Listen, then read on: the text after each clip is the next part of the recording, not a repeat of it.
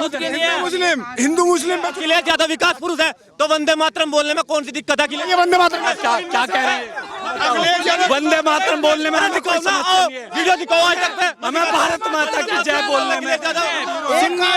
रोजगार खत्म कर दिया, जीरो है। ये राम मंदिर के नाम पे भी पैसा खा गया था, चंदा चोर है, जीरो चंदा चोर है ये, चंदा चोर। कि भाई आप सरकारी अगर नौकर है ना तो आपको मोटा दहेज मिलेगा, आप हराम की नौकरी करो। उसमें सरकारी नौकरी में समाधान नहीं कर सकता, उसका क्या मतलब है? क्राइम को खत्म करने के लिए आप नई नई तकनीक लाते हैं। वो भी बच्चों पकौड़ी नहीं बेच रहा तो नौजवान पकौड़े कैसे बेच? एक किलो है सरसों का तेल 200 रुपए किलो है, कौन पकौड़ा तल्ला? जो पकौड़े तल लेते उन पे गैस नहीं खरीदी जाए कि देश के प्रधानमंत्री आज सरकारी कंपनियों को बेच रहे हैं। क्योंकि इंसान के जीवन का जो सबसे जीवंत दौर होता है वह होता है छात्र जीवन, और छात्र जीवन के दौर में छात्र राजनीति हम उससे अलग नहीं कर सकते, उससे अलग देख नहीं सकते हैं। छात्र राजनीति के जरिए ही, भारतीय राजनीति हो या कोई भी राजनीति हो, राजनीति में आने का जो पहला सीढ़ी होता है, गहरा होता है, वो छात्र राजनीति से ही शुरू होता है। हम जिस विश्वविद्यालय में मौजूद हैं उसका नाम है चौधरी चरण सिंह मेरठ विश्वविद्यालय यूनिवर्सिटी है ये। यहाँ इस यूनिवर्सिटी में बहुत सारे नेता दिए हैं, जैसे मायावती हो गई, सत्यपाल मलिक जी हो गए, गवर्नर रहे अभी पिछले दिनों जम्मू कश्मीर के। मतलब तमाम जो शख्सियतें हैं यहाँ से पढ़ी हुई हैं, यहाँ के एलुमनाई हैं। DS4 की न्यूज़ आज मेरठ विश्वविद्यालय के कैंपस में आ चुकी है। हमारे पीछे देख रहे होंगे आप, चौधरी चरण सिंह विश्वविद्यालय मेरठ का बोर्ड लगा हुआ है। बहुत सारे लोग हैं। सर नाम क्या है आपका? डॉक्टर दीपक तालान। दीपक जी, क्या लगता है, अगर मैं सीधे यूनिवर्सिटी पर ही बात करूं तो यहाँ पर देखा जाता है आमतौर पर राजनीति चुनाव होते हैं, पार्टी विशेष चुनाव भी होते हैं, तो इस बार का जो चुनाव वगैरह हुआ, जो भी माहौल बना, तो क्या 22 के चुनाव को देखते हुए माहौल था, या 22 में सरकार ने जितना 4.5 साल में काम किया है, कितना फ़र्क पड़ेगा? फर्क पड़ेगा, सरकार ने कोई काम ही ना करा, ना एजुकेशन में, ना स्वास्थ्य में, ना किसानों के लिए, ना आम जनता के लिए। कहाँ करा काम? हमें तो कहीं दिखाई ना दे रहा। अगर आप जाएंगे सड़कों पर, होर्डिंग बैनर लगे हुए हैं, पटे पूरे रोड पट चुके हैं। कहाँ रोजगार? रोजगार के तो कहीं दिखाई ना दे रहे। सरकार 5 लाख के दावे करे, दिखावे ऑन डॉक्यूमेंट्स कितने? कहाँ है सरकार पे दावे? जनसंख्या के आधार पर कहाँ डेवलपमेंट हुआ? कहाँ मिला? शिक्षा कहाँ मिली? जो हमारी स्कॉलरशिप मिली थी हायर एजुकेशन में, वो सब बंद कर दी।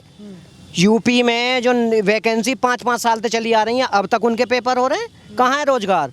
पहली बार देख रहा हूँ नौकरी मिल रही है, उसका एक प्रपत्र दिया जाता है, फिर उसे प्रचार में उससे कई गुना पैसा उसमें खर्च होता है। नौकरी देना सरकार का काम होता है, रणनीतिक फैसले होते हैं, ये प्रचार का माध्यम थोड़ा ही है। आम जनता के लिए क्या कर दिया? आप कह रहे हो सिलेंडर मिल रहा है, सिलेंडर किसी के घर में नहीं भरे जा रहे। 900 रुपये का सिलेंडर है, महंगाई इतनी हो गई। सबके घर में मेरे जानकार ऐसे 5-6 परिवार हैं जो अपना चूल्हे पर रोटी बनाना स्टार्ट कर दिए। बताइए ना मुझे, तो सिलेंडर भरे ही नहीं जा रहे। सिलेंडर बांट दो, एक नया उसका स्टील का कोई और बड़ा सा सिलेंडर लाओ, उस पर कोई फोटो चिपका के बांट दो। जब भरे ही ना जाएंगे सिलेंडर का क्या करें? इन्होंने कहा कि सरकार प्रचार कर रही है, तो जाहिर तौर पे है चुनाव आने वाला है तो सरकार प्रचार करेगी अपना, क्योंकि चुनाव जीतना है। अपनी जो विकास के दावे हैं उनको ला करके जनता के सामने आंकड़े पेश करेगी। स्वागत है आपका DS4 न्यूज़ पे। क्या लगता है यूपी में माहौल क्या है सरकार को लेकर के?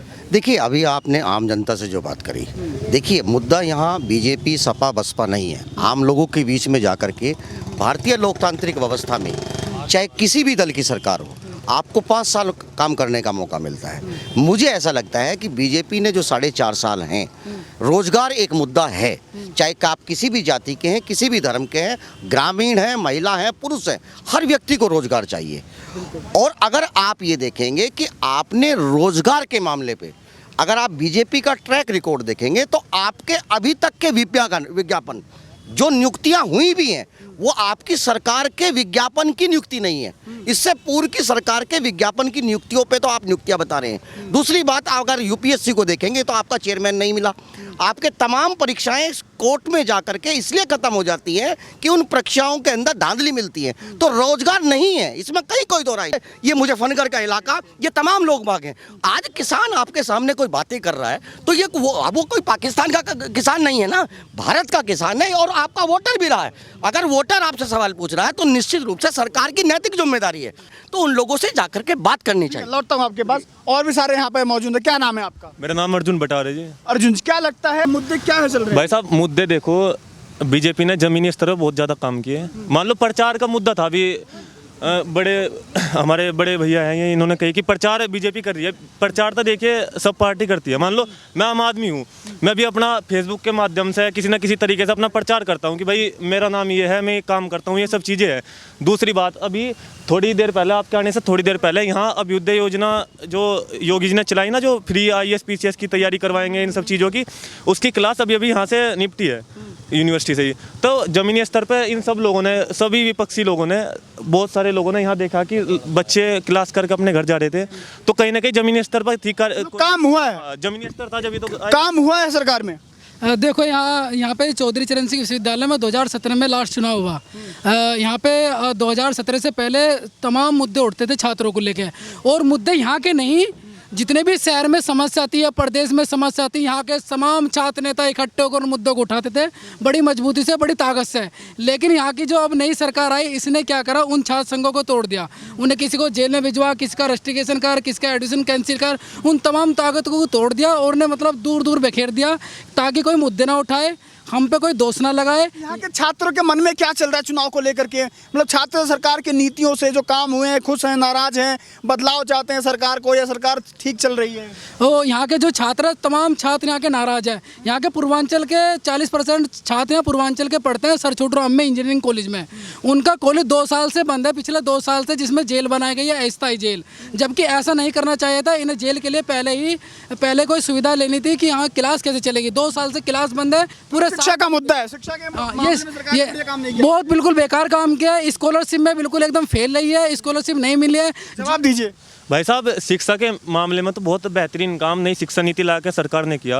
आपने भी देखी होगी कि देखो, काम दिखाइए शिक्षा नीति पे क्या। नहीं, शिक्षा नीति का काम ये थोड़ी है कि पैरासीटामोल आज ही लिया और 1 घंटे में ही उसका प्रभाव शुरू हो गया। मान लो बुखार भी, टाइफाइड भी 2-3 महीने तो लेवे है आराम से, उसकी आराम से डोज जावे। उसके बाद जो कांग्रेस ने, इन सब चीज़ों ने देश का जो बंटा धार कर दिया था ना, मान लो शिक्षा में भी कि आपको पढ़ा दिया कुछ, करना आपको कुछ है। बेरोजगारी भी भाई साहब उसी का रिजल्ट है जो आज के समय में आप बेरोजगारी देख रहे हैं। बेरोजगारी का भी एक कह लो प्रकार ये भी है। तो सो बेरोजगारी की मैं अपने आप को चाहूँगा कि आपका जो स्टेटमेंट है वो योगी जी के एक स्टेटमेंट से मैच खाता है। उन्होंने 2019 में कहा था कि यूपी में रोजगार की कमी बिल्कुल नहीं है, युवाओं में वो प्रतिभा की कमी है, काबिलियत की कमी है। भाई साहब माहौल जो है ना, माहौल देश का इस तरह का बना दिया लोगों ने, समाज ने, कि भाई आप सरकारी अगर नौकर है ना तो आपको मोटा दहेज मिलेगा। आप हराम की नौकरी करो, आपको 10 बजे की जगह 11 बजे ऑफिस जाओ, 3 बजे अपने घर आओ, 2 घंटे का ब्रेक लो। अच्छा दहेज के ऊपर आपका क्या राय है? भाई साहब दहेज का आप नौकरी वाले हराम की खाते हैं। ये भारतीय जनता पार्टी के कार्यकर्ता का कहना ये है, इनका कहना है कि जो सरकारी नौकरी वाले हैं वो हराम की खाते हैं।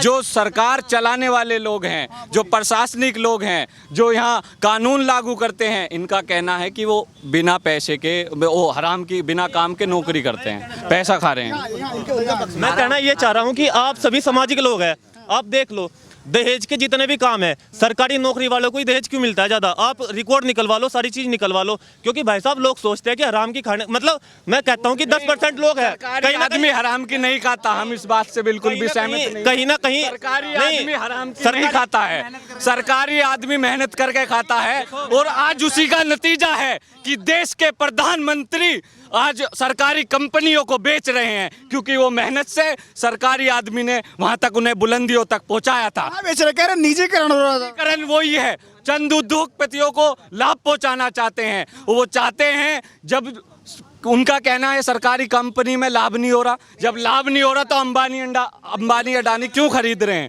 क्यों इतने पैसे में खरीद रहे हैं? सरकारी एक बात पूछना चाहता हूँ, अपने देश के अंदर जितने किसान वर्ग है, जितना मजदूर वर्ग है, वो अपने बच्चे को शिक्षा देता है। शिक्षा किस लिए देता है? प्राइवेट में जॉब करने के लिए, परचून की दुकान खोलने के लिए, या सरकारी जॉब के लिए? पकौड़ा भी तली ना, पकौड़ा तलना, ये बेरोजगार पकौड़ा तलना अगर रुपए किलो है, सरसों का तेल 200 रुपए किलो है।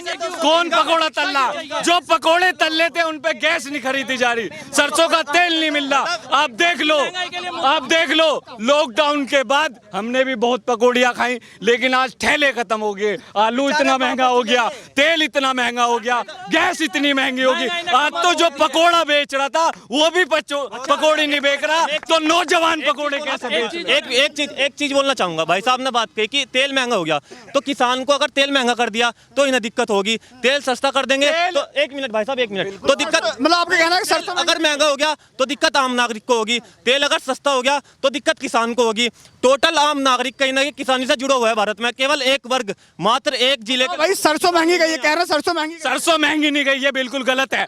किसान से सरसों, अरे हम बताएंगे, सरसों पहले खरीद ली, हमें पता सरसों जाएगी 2800 रुपए कुंटल और तेल मिलेगा 200 रुपए किलो। आप जाके पूछ लो, 4500 रुपए कुंटल गई, 4500 रुपए किलो है, और वैसे मिल रहा 200 रुपए किलो।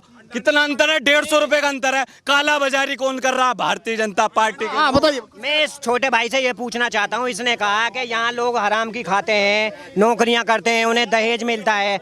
मेरी बात सुनिए, मैं ये पूछना चाहता हूँ, मैं ये छोटा पूछना चाहता हूँ कि यह सामाजिक बुराई है, आप उसे सरकार से कैसे तुलना कर सकते हैं? दहेज लेना देना एक सामाजिक बुराई है, ये आत्मसात की है, ये सामाजिक बुराई है।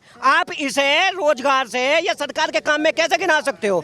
ये सरकारी नौकरी वाला ज्यादा दहेज मांगते हैं। नहीं, वो सामाजिक बुराई है। वो सरकार अगर नौकरी नहीं दे रही, वो सरकार की विफलता है। अगर कोई समय मतलब दहेज मिल रहा है सरकारी नौकरी को या कुछ मिल रहा है, वो सामाजिक बुराई है। इसमें सरकार का क्या लेना देना? सरकार ने भैया इधर आइए, थोड़ा इधर आइए। एक बात बताइए, अगर मैं कहूँ आपको अगर सरकारी नौकरी मिल जाती है तो आपका माइंडसेट ये भी तो हो सकता है भाई सरकारी नौकरी मिल गई, मैं दहेज लूंगा ही नहीं। मेरा माइंडसेट ये है कि डिफेंस जो सर्विस है उसमें सरकारी नौकरी हो। अब एक बात बताइए, सामाजिक बुराई तो सती प्रथा भी थी, खत्म हुई क्योंकि उसमें लोगों पे जोर पड़ा था। दहेज पड़ता है, इसमें लोगों को अब मजा। इससे सरकार के रोजगार से क्या लेना? मैं बताता हूँ ना, रोजगार से मेरा कहना यह था, आपने कही ना कि सरकारी नौकरी 90%। दहेज प्रथा के लिए मेरा भाई ये कह रहा है सरकारी नौकरी खत्म कर दो। बड़ी विडंबना की बात मैं ये पूछना चाह रहा हूँ कि अगर दहेज प्रथा को खत्म करना है तो सरकारी नौकरी खत्म कर दो। नहीं, मैं पूर्ण रूप से नहीं कह रहा कि एक कारण है, एक भाई साहब 1 मिनट, एक सरकारी नौकरी का एक नुकसान है ये भी। दूसरा नुकसान ये है कि सरकारी जो नौकर है वो अपने काम सही से नहीं करते। भाई साहब, आप अभी एक न्यूज़ चैनल पर काम कर रहे हो, आप अपना पूरा सामर्थ्य लगाओगे कि मैं अपने इसे बहुत ज़्यादा ग्रो करूं। अगर आपको डीडी न्यूज़ में काम करने के लिए दे दिया जाए, आपकी नौकरी होगी 8 घंटे की, आप सोचेंगे भाई साथ में काम खत्म करके अपने घर जाओ। सरकारी नौकरी वाला काम नहीं करता, कहने का मतलब 90% लोग नहीं करते, 10% करते हैं। अगर ऐसा है तो क्राइम के लिए सरकार ने एक प्रशासनिक व्यवस्था बनाई है। अब आप उसे भी खत्म कर दो। अगर आप उसमें सरकारी नौकरी में समाधान नहीं कर सकते, उसका क्या मतलब रहता है? क्राइम को खत्म करने के लिए आप नई नई तकनीक लाते हैं, नए नए लॉ लाते हैं। अगर आप कानून व्यवस्था में सरकारी नौकर को काम नहीं ले पा रहे तो सरकार की विफलता है। आम आदमी को तोलने पर तुले हो, ये अपने पैर पर कुल्हाड़ी मार रहे हो आप। आज मैं शिकार हुआ हूँ, कल को तुम होंगे, तुम्हारे बच्चे होंगे। ये यूनिवर्सिटी से एक बड़ा अलग विचार आया है कि अगर सरकारी नौकरी को खत्म कर दिया जाए, क्योंकि सरकारी नौकरी जो होते हैं वो काम नहीं करते हैं। क्या लगता है आपको? हम तो इसके पहले ही विरोध कर रहे थे, अब भी विरोध कर रहे हैं और हमेशा निजीकरण का हम विरोध करेंगे। बताइए, ICI का ज्यादा उपयोग करते हैं, हम भी SBI में जाओगे, काम नहीं करते वहाँ कोई। प्राइवेटाइजेशन बढ़िया है, लगी हुई है भाई साहब। यदि काम नहीं हो रहा, हमारी सरकार में बैंकों में काम हो रहा था। आज सरकार किसकी है? नेता के पास जाओगे, विधायक के पास जाओगे, विधायक फोन करने को मना कर देता है कि सरकारी आदमी मेरी नहीं सुनता। प्राइवेट बैंक है, जितने भी प्राइवेट बैंक हैं, आपको घर पे सेवा देने के लिए तैयार है। आप एक कॉल करेंगे भाई साहब। एक सवाल है, सभी निजीकरण के जितने बाबा जी की सरकार में आवाज आ रही है आपकी, आवाज आ रही है, बोलिए। जितने भी निजीकरण के जो विरोधी है ना, उनसे एक सवाल है मेरा कि डिफेंस सर्विस को छोड़कर आप कोई एक ऐसा सेक्टर बता दो जिसमें भ्रष्टाचार ना हो, जिसमें लोग अपने पूरे सामर्थ्य से आते हो, पूरा सामर्थ्य लगाकर काम करते हो। भाई साहब, HDFC बैंक था, पहले सरकारी था, अब देखो SBI से HDFC की तुलना कर लो। आप जाओ ऑफिस में, आपको पता लग जाएगा, यहीं जितने भी बैंक है ना, आप चले जाओ, दोनों बैंकों में चले जाओ। इस भारत को सुनो, इस भारत को मजदूर किसान ने बनाया है, ना कि प्राइवेट वालों ने इस बिल्डिंग खड़ी करी है। ये सारी संस्था मजदूर किसान ने खड़ी करी है, अपने पसीने से बनाई है, और आज इसको मोदी सरकार भी देख रही है। मोदी सरकार जो संविधान में किस जगह लिख रहा कि किसान मजदूर प्राइवेट काम नहीं कर सकता? ये भाई साहब एक नहीं, स्टूडेंट भी सरकारी नौकरी की तैयारी क्यों कर रहा है निजीकरण पे? जो प्रोफेसर सर से थोड़ा इधर आइए, आपसे जानना जरूरी है कि ये जो युवाओं की जो आवाजें हैं, ये कह रहे हैं कि प्रोफेसर हैं आप, सरकारी नौकरी खत्म कर देना चाहिए? देखिए यहाँ जितने लोग हैं, हम विश्वविद्यालय में खड़े हैं और तमाम ये शिक्षा का मंदिर है और तमाम यहाँ लोग आए हैं। आपको पापा सरकारी नौकरी वाला चाहिए, आपको भाई सरकारी नौकरी वाला चाहिए, आपको बहन सरकारी नौकरी वाला, मामा फूफा नाना सब सरकारी नौकरी वाले चाहिए, ठीक है ना। आपको हर आदमी सुनिए, आपको हर चीज़ें सरकारी नौकरी की चाहिए। देखिए मेरा ये मानना, आपको मालूम है लोग बर्बाद हो गए और सरकार ने इतनी बड़ी नोटबंदी करने के बावजूद भी अगर ये सिस्टम फेल हुआ तो कहीं ना कहीं निजीकरण से हुआ। निजीकरण बुरी बात नहीं है, लेकिन निजीकरण के साथ साथ आप सरकारी नौकर से अगर उसकी जिम्मेदारी सुनिश्चित करना चाहते हैं तो प्राइवेट सिस्टम के साथ भी आपको सरकारी सिस्टम आपको जिम्मेदारी तय करनी पड़े कि कहीं प्राइवेटाइजेशन करने के चक्कर में जितने बड़े बैंक घोटाले हो रहे हैं वो तमाम प्राइवेट बैंक में हो रहे हैं। जितनी नकली नकदी आरबीआई के पास पहुंची है वो तमाम प्राइवेट सिस्टम में हुए हैं। आज प्राइवेट बिल्डर कोई भी बिल्डिंग बना करके लोगों को पैसा लेकर के आप जिम्मेदारी सुनिश्चित नहीं करा पा रहे और सीधा डिफेंस का नहीं है। देखिए मेरा मानना ये है कि सरकार को जिस तरह के हम माहौल में रहते हैं, अभी आपने एक दो तीन चीज़ें आपने बताई। देखिए यहाँ तमाम जो लोग हैं जिस प्रभुभूमि से आते हैं, ये तमाम लोग कहीं ना कहीं एक मध्यम वर्ग के लोग हैं और भारत में मध्यम वर्ग के लोगों के आगे बढ़ने का कहीं ना कहीं एक सरकारी संस्थान, सरकारी नौकरियां हैं, इसको भी स्वीकार करना चाहिए। अगले कुछ समय में सिस्टम चेंज होगा। लौटता हूँ, यूपी में खड़े हैं तो यूपी की जो राजनीति होती है वो जातिगत, कहीं से आप बचने की कोशिश कितना भी कर लीजिए लेकिन जो जातिगत मुद्दा है, जो जातिगत वोट बैंक साधने की राजनीति है वो कहीं ना कहीं हावी हो जाती है। क्या लगता है जातिगत राजनीतियाँ होती हैं, हर पार्टी जाति वोट बैंक साधने की कोशिश करती हैं, कहाँ तक सही है और 22 के चुनाव में कितना सफल या असफल रहेगा? जहाँ तक जाति की बात है तो हमारे देश में जब पहले राष्ट्रपति के उम्मीदवार घोषित होते थे तो आज तक भी किसी में भारत का इतिहास रहा आज़ादी के बाद किसी राष्ट्रपति की जाति नहीं बताई गई उम्मीदवार घोषित होने के बाद। लेकिन हमारे जब से माननीय नरेंद्र मोदी जी प्रधानमंत्री बने वो एक ऐसे शख्स हैं क्योंकि उन्हें एक आदत है इतिहास में नाम दर्ज कराने की और उसी आदत ने उन्हें यहाँ तक पहुँचा दिया इस जाति मानसिकता तक कि उन्होंने राष्ट्रपति की भी उम्मीदवार घोषित होने के बाद पहले जाति बताई कि हमारे राष्ट्रपति जो हमने उम्मीदवार घोषित किए हैं वो दलित जाति से आते हैं। जब जिस देश का प्रधानमंत्री राष्ट्रपति की जाति बताए तो उस देश से जातिवाद खत्म हो जाना और आपको ये कि वहाँ से जातिवाद खत्म हो जाएगा तो ये आप बहुत बड़े सपने देख रहे हैं। यूपी में बीजेपी दावे कर रही है अपने विकास के आंकड़ों दिखा करके कि इस बार भी 350 कमल के फूल खिलेंगे, दोबारा सत्ता में वापसी होगी। 350 कमल के फूल हमारे यहाँ झोड़ हैं कई गाँव में तो वहाँ तो खिलेंगे, लेकिन विधानसभा में 350 नहीं खिलेंगे।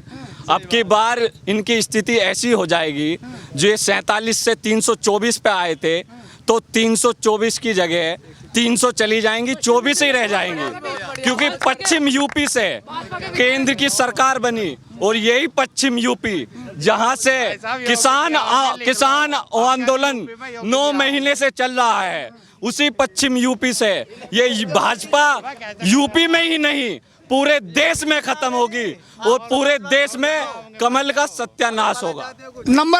आखिरी में हम लोग रिपोर्ट कार्ड तैयार कर रहे हैं 4.5 साल योगी सरकार के। मैं आपसे आंकड़े पूछूंगा, नंबर पूछूंगा, 10 में से 4.5 साल में योगी राज के जो कार्य हुए हैं 10 में से कितने नंबर देंगे?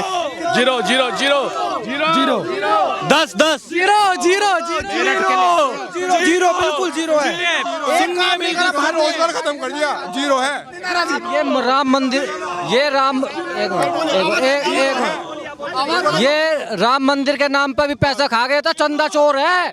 0 चंदा चोर कुछ तो चौकीदार चोर है, चौकीदार चोर है। सरकार ने कुछ तो किया, अंडारनी का चौकीदार चोर है। सरकार ने कुछ तो अच्छा किया है ना, नाम बदले हैं, केवल नाम बदले हैं, योजनाओं के अपनी योजनाएं खुद की नहीं। हिंदू मुस्लिम पे चुनाव सिर्फ हिंदू मुस्लिम करा सकती है और कुछ नहीं करा सकती। रैपिड वैसे आ जाए। रैपिड बहन जी का देन है, बहन जी के शासनकाल का बना हुआ प्रोजेक्ट है रैपिड और मेट्रो भी, और ये पुरानी सरकारों की योजना। एक मिनट भैया, एक मिनट सुन लो भैया। हाँ जी, हाँ जी। एक कह रहे रैपिड भैया आप बताओ, आवाज आ रही है? एक्सप्रेस तो पहले ही बने हैं, फाइटर जेट भी उतरे हैं। फाइटर यूपी में तो आज से 5 साल पहले तो फाइटर जेट भी उतरे हैं। यानी कौन से हाईवे बन रहे हैं? अरे हाईवे बन रहे हैं, टोल नहीं लग रहे, टोल नहीं लग रही। बात कर रहे हैं एक आदमी जब आम आदमी जूतू करके लोन पे इन्होंने लोन व्यवस्था जो कर्ज देने की बात करी है, कर्ज देने की बात करी है, उस पर कर्ज लेके एक छोटी सी कार ले आल्टो और इतने का पेट्रोल फूका, इतने के टोल दे दें। हमारे आखिरी सवाल मेरा, आखिरी सवाल ये है, अब टोल भी बढ़ेगा, सड़कें बिक रही हैं। सवाल सुन लीजिए। सड़क वो उस पर टोल दे दो और उसमें प्लेटफार्म पर चले जाओ, वहाँ 50 रुपए दे दो। एयरपोर्ट पे चले जाओ, वो प्राइवेट। सवाल मेरा, सवाल आखिरी से, सवाल सुनिए। अगर मैं कहूँ कि यूनिवर्सिटी, मेरठ यूनिवर्सिटी के क्या माहौल है, ये यूनिवर्सिटी क्या बोलती है यूपी चुनाव को लेकर के, एक शब्द में जल्दी बताइए। बाय बाय होगी, बाय बाय होगी। Akhilesh Yadav, Akhilesh Yadav, Akhilesh Yadav, Akhilesh Yadav, Akhilesh Yadav, Akhilesh youth icon Akhilesh Yadav. एक सपा गवर्नमेंट का एक प्रोजेक्ट, मुझे, मैं स्टूडेंट हूँ, किसी राजनीति से संबंध नहीं रखता, उसका जो सबसे बढ़िया प्रोजेक्ट था साइकिल फुटपाथ। साइकिल फुटपाथ जो गवर्नमेंट, बीजेपी की गवर्नमेंट के आने के बाद बंद हुआ, मेरठ में साइकिल फुटपाथ बनाया अखिलेश जी ने, कितना बढ़िया बनाया। और एक बात और सुनो, एम्बुलेंस आज 100 नंबर में फोन करो, एम्बुलेंस किसने चलाई? पुलिस मॉनिटरिंग सीधे लखनऊ से होती है। और पूर्ण 300 पार अब की बार अखिलेश सरकार, जो ये नफरत की राजनीति करते हैं, धर्म और जाति की राजनीति करते हैं, उसका उनकी राजनीति बंद होगी और अब की बार विकास पुरुष अखिलेश यादव जी सरकार बनाएंगे, मुख्यमंत्री बनेंगे। एक सवाल भाई साहब, अखिलेश यादव अगर जातिवादी नहीं है, अखिलेश यादव विकास पुरुष है, तो वंदे मातरम बोलने में कौन सी दिक्कत है? ये वंदे मातरम क्या कह रहे हैं? 10 महीने से किसान बैठा, 10 महीने से किसान बैठा, वो कहाँ है? क्यों नहीं पूछते? वंदे मातरम बोलने में वीडियो दिखाओ आज तक। हमें भारत माता की जय बोलने में, हमें भारत माता की जय बोलने में। चुनाव का दौर है, चुनाव का दौर है, राजनीति चलती रहती है, जो गहमा गहमी है, ये गहमा गहमी लगातार चलती रहेगी। सरकार की कमी को छुपाने के लिए भाई ने रोजगार की समस्या को, भाई ने रोजगार की समस्या को, दहेज की समस्या से जोड़ दिया। जबकि ये एक सामाजिक बुराई है, बाल विवाह सामाजिक बुराई है, सामाजिक बुराई। ठीक है, अब मेरे को एंड करने दीजिए। जो राजनीतिक माहौल होता है, चुनाव की यूनिवर्सिटी के जो छात्र हैं, इनकी राय हमने जानी कि मेरठ विश्वविद्यालय चुनाव 2022 को लेकर के क्या कहता है, इनकी राय सीधे सुनी आपने। यही छात्र हैं कि जो क्या कहते हैं और 22 में क्या माहौल है वो देखने वाली बात होगी। लगातार बने रही ऐसी जो सर्वे है, लगातार आपको दिखाते रहेंगे 2022 विधानसभा चुनाव के। नमस्कार।